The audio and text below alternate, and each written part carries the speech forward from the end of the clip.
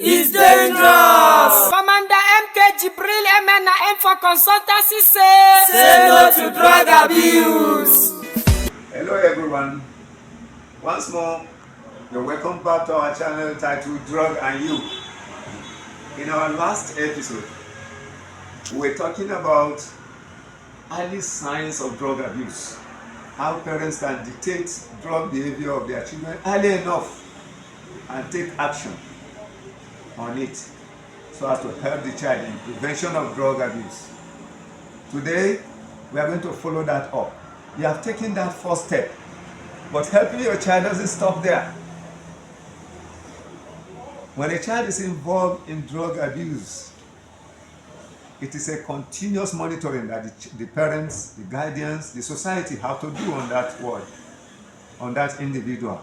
Because there's likelihood that if you stop at one stage, the drug addict will relapse, what they call relapse, go back to drug behavior again. So as a family as a whole, as a family, as a parent, as a guardian, as a society, we still have a continuous role to play to guide the children or the individuals who are drug users amongst us. And like we said in early signs of drug abuse, that it goes through 5 stages. The family response, community response to drug use of our world takes 6 stages. The first stage is what we just concluded in that last episode: respond early to the child so as to help him. Respond early to the drug user so that he will be guided out of the habit. Number 2, you must be involved in the daily life activities of your child. Be involved in your child's life. Number 3, know your child's friends. Who are the friends of your children? Number 4, minimize stress levels on the child at home. Minimize the kind of stress you give your child at home. Number 4, have a clear statement of no drug use in this house. No to drug. As a parent, stand on that and stand on that. Do not stand on that. Don't be firm today and slack tomorrow. You tolerate it today, tomorrow you slack, the child will retreat and go back to the bad habit of drug use. And finally, as a family, you should learn to avoid risk factors in the family that will stress the child. Such risk factors in the family that will make the child go into drug behavior. Do not do it. Do not allow it to weigh down on the child, even if there are natural risk factors in the family. These 6 stages I'm going to explain to you. The first stage is part of what we have discussed earlier on responding early by monitoring your child early enough to know if he's involved or not. The second stage, where we said be involved in child's life. You are supposed to know the behavior of your child, either in or outside the school. Many parents do not care to know how the child is living in the school. What are his behaviors in the class? What are the behaviors he's engaging in the school generally? You just take it for granted that this child come back home and my child is normal, is okay, whatever the teacher tells me I take. No, from time to time, go to this child's school. Find out how is he behaving in the school. Find out who are the companies he keeps in the school. Find out what is his class performance. The assignments they give him in the school, as soon as he comes home, ensure that he does his assignments or she does the assignment regularly. Before going to bed, the assignment should be done. The school's assignment that the child brings home. Get the child to do his school chores and home chores as early as possible before going to bed. That way you are involved in his life. You are guiding him. You are just not leaving the child to the school alone. When the child gets back to work, if he's already a working class person, Find out from his office, how is this child behaving at work? How much of the time he spends in the office? Did he just go to the office, report, and move away? And nobody's giving you this report because the boss in that office is your friend. He doesn't want to sack his friend's child from his company. But your child is already involved in some dangerous things. He doesn't even stay in the office. He's doing all sorts of things around the office, deceiving you that he goes to work. So you need to find out from that working place what are his progress. Even if your friend is the owner of that working place, the company, the industry, the shop where the child is working, find out from your friend that he should please give you the daily update of the child's behavior at work. You come back home and you find them watching a certain unacceptable films, pornography, drug films, very highly risky films that a child at his age, under 18s, should not watch, because daddy is not at home, mommy is busy in her room, they are always busy watching such films. It is when they see you coming, they change the channel immediately. Watch out, find out what are those boys watching at home. You are involved in the child's life. Their phone, they are busy browsing all the time. They don't even do their school work. They don't do any homework, chores. They are always busy with their phone browsing. What are those things they are watching on their phones? From time to time, try to find out what are the kind of films, what are the kind of communications your children are doing, what are they sharing with friends on phone. Find out their activity, their behavior on phone, their behavior on televisions, and all the internet, because they learn a lot of negativities today on internet. Most of these dangerous drugs we're talking about, children involving in child abuse we're talking about, drug abuse we're talking about, they learn them from phones, from internet, from computers. They share these things to one another without we the parents knowing. You don't even know anything that your child watches on phone that is bad. From time to time, get to know what are they watching on their phones. Number 3, who are the friends this child is keeping in and outside the home, in and outside the school? Who are his friends? What company does he go with? Whom does he relate with in the school? What kind of people does he bring home as friends? Who are his associates? Who are the gang members he goes about with? It is our responsibility as family members, not only parents, as family members, to monitor the younger ones among us, to monitor individuals within the family, to monitor one another in the family. Once any member of the family is derailing into behaviors that are not acceptable to the family, that are suspicious of drug intake, we should take immediate action. So you know his activities at home. Is he involved in rule breaking? Once he leaves home, is involved in street fighting? Is this child engaged consistently in acts of indiscipline outside home? The kind of friends he keeps, are they the bad boys, the bad girls, the indisciplined children in the society that everybody talk negatively about? That is the gang, that is the group, that is the associates of your ward, of your child. As parents, don't keep quiet. Take action immediately. Disengage that ward from that bad gang. Even if you know the parents of those children, other children that he brings home as friends, and they are not taking steps to guide their words, remove your child from that group. Dissociate your child. Let him leave that group. You should never bring such friends home again. You stand by that, and you should not hear that he's even relating to them in the school.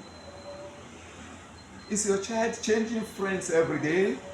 Today he brings in, or she brings in, some group of friends to the house. Before a week or two, he has changed all those friends and is coming with another group of friends to the house. Something is wrong.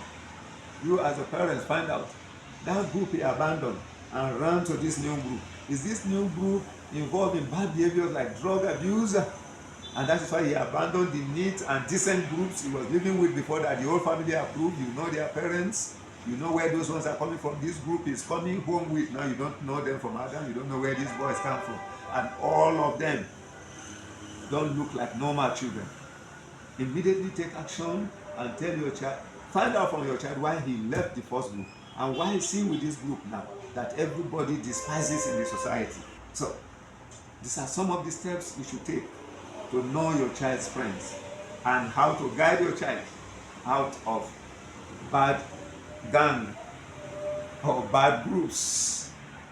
Number 4, you say you should minimize the child's stress at home. There are certain things we do as parents that we are putting so much stress on the younger ones at home. Any child involved in such stress is likely, 99% likely, to derail into drug behavior because of that stress is suffering in the family. What are these stress we should avoid? I'll start with the most negative.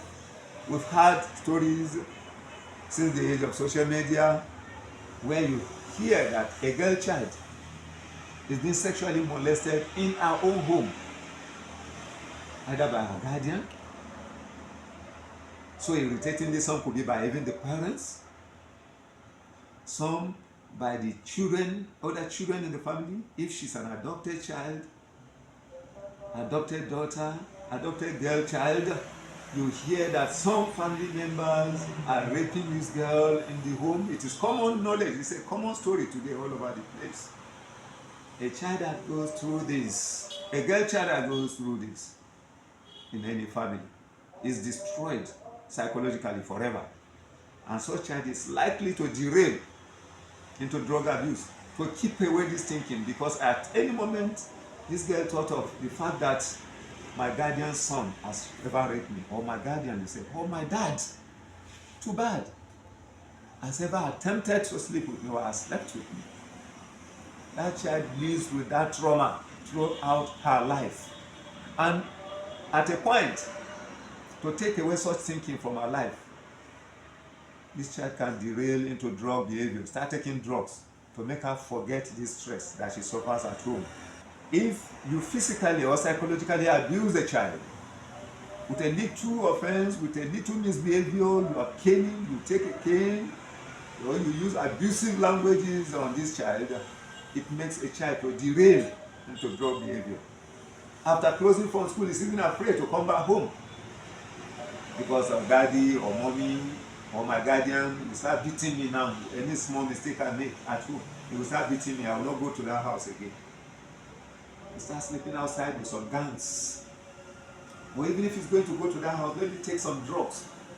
So as soon as I get home, I'll just go and sleep and be free from their problems. So as soon as I get home, whatever they are doing to me, I will not even be aware of it. Let me take this drug to take my senses away from what they are doing at home. Indirectly, that stress we are giving the child at home is contributing in no small measure to the drug behavior of this child. You are the wife beating husband or father, or she is the husband beating mother, because the thing is both sides now. But people like to talk about, when you talk about domestic violence, you talk about husband beating wife. That is what comes to people's minds readily. But we don't know that there are some husbands too that suffer battering from their wives. So which one are you in this family? Do you batter your husband or you batter your wife? It gets to the child. As you exchange blows with your wife or your husband every day, the child is watching and learning, and it is giving her stress. It's giving her concern, because even the neighbors know that, her friends with the neighborhood knows that the parents are always fighting.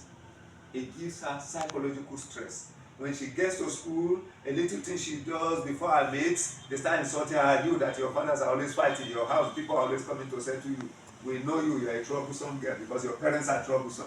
That psychological torture you have given her will make her lose her mental stability, and she will want to start taking something that will remove that parental behavior of fighting every day at home from her thinking. And what is that thing she's going to take? Drugs. Such a child is likely to derail into drugs so that she can forget the problems of her parents at home. And then you have parental neglect. This is another stress. You don't care about the child. You don't care about anything that makes her happy. You think you are busy at work. You are busy chasing money, that you are gathering money for this child that you are not taking care of at home. You say you thought you are working for them, for the home, for the family, and you don't even have any time to know what is going on in the family. Tomorrow you are in London, next tomorrow you are in Sokoto, next tomorrow you are in Port Harcourt, another day you are in America, chasing the things of the world that are vanity. Not taking care of this family, not completely neglecting your family. That puts stress into the child. There are certain things you want to meet mommy or meet daddy to request that they ask them to bring in the school, or she will get to make herself comfortable in the school. But you are not always there. The parents are not always there to attend to her. That stress gets into the child, and what does he do?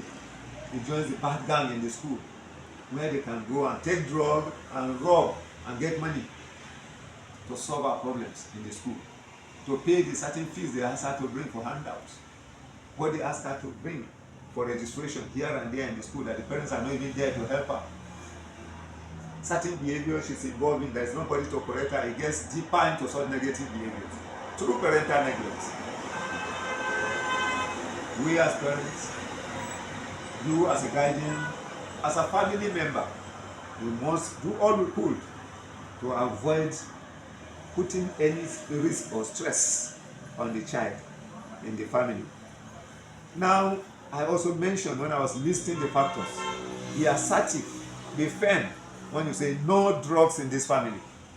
So be assertive, be firm.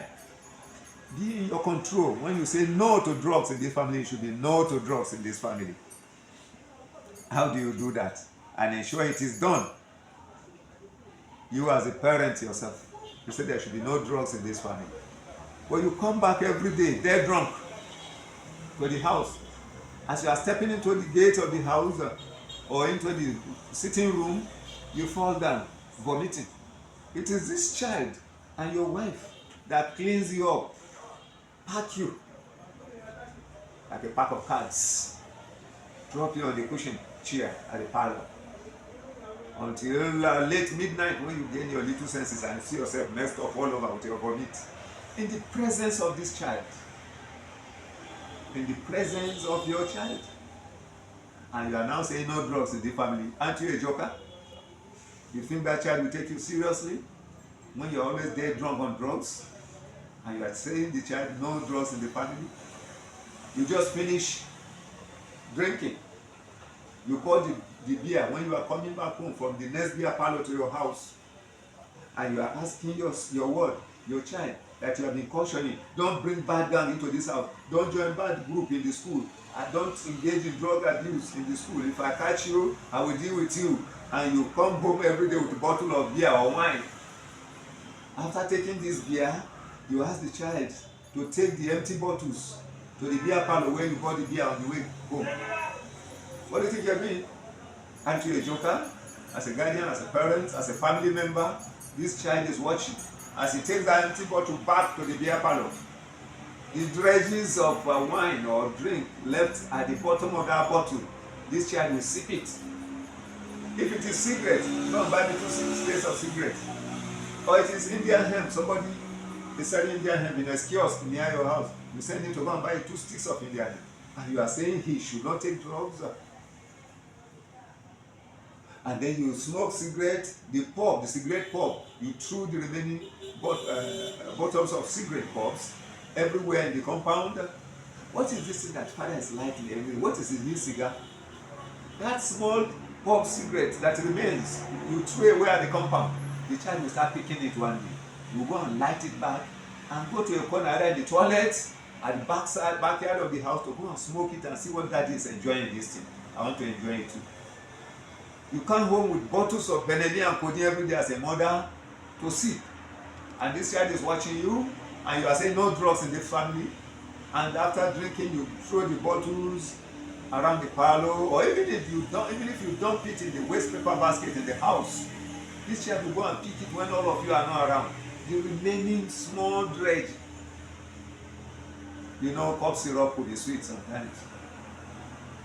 It will sip the remaining small dredges at the bottom of the cough syrup. Benedict codeine. If he feels the smoothness and the sweetness of it, this is sweet. Next time you give him money to go to school, he's going to pass through a chemist and buy a bottle and sip the whole bottle. Where even a doctor will say 1 spoon in the morning, 1 spoon in the afternoon, 1 spoon in the evening. When this child gets to school, he starts sleeping. He doesn't even know it's in the school environment. He sleeps throughout in the class. It is the friends that will wake him up when they are closing and going home. What have you taught him? You say no drugs at home, but you are bringing the bottles of Benelli and codeine and sipping them in his presence. You are bringing bottles of beers at home to smoke, to drink in his presence. You are teaching him drug abuse, and he will definitely get into it through your behavior as a parent. So you are not being assertive in your commands on what you want to positively move your family forward. You are not being assertive in saying no to drugs in that order. If you are saying no to drugs, it should be seen in your behavior. It should reflect in your attitude as a parent. Do not say no today and you are doing the yes yourself tomorrow. You have not taught the child any lesson positive. You are just telling him to continue the drug behavior. Finally, the 6th factor I mentioned to you, I say, learn to avoid the risk factors in the family.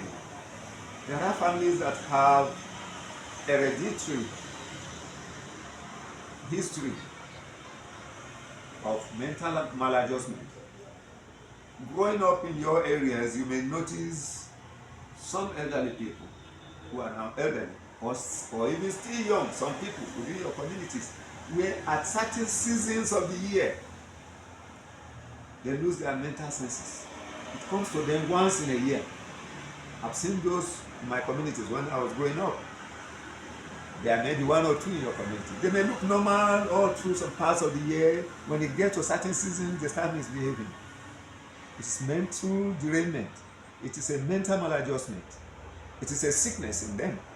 It could be history of the family. Maybe the father or grandfather experienced psychiatric problem in the past and it was not well treated. It has passed to that person. That person will pass it to our next generation.